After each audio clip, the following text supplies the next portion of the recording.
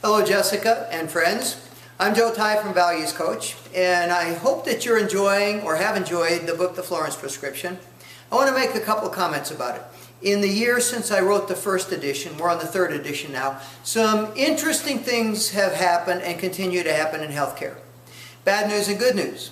The bad news is we're seeing increased prevalence of terms like bullying, incivility, compassion fatigue, disengagement, burnout, and making it worse, we're heading into what looks like it's going to be one of the most serious staffing shortages we've ever had, as 75 million baby boomers head for the door in the nursing homes. The good news is, though, that we're starting to recognize that. We're starting to take it seriously.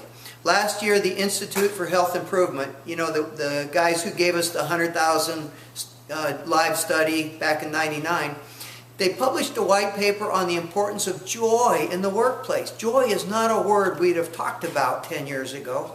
And we're starting to take this seriously.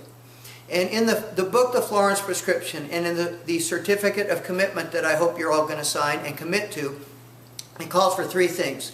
A culture where people are emotionally positive, where they're self-empowered, and where they're fully engaged.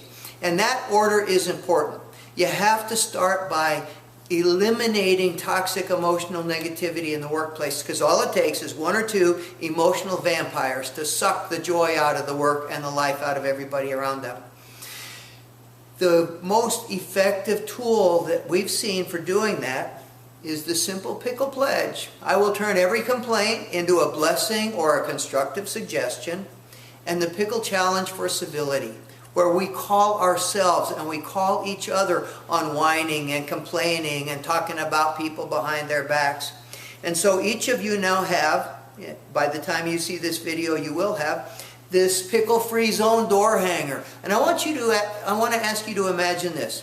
Imagine Memorial Hermann Cypress as a pickle-free zone where nobody whines and complains, where instead they find solutions to the problems and they find something to be thankful about instead of just complaining. And this is why it's so important for you. As a brand new hospital that is already growing, already expanding, you really have to get the invisible architecture right now. You have to make it a part of your cultural DNA as you grow. Otherwise, you run the risk, as Carol Jean said in the book The Florence Prescription, you run the risk of being just a good hospital, just another hospital, and not being a great hospital.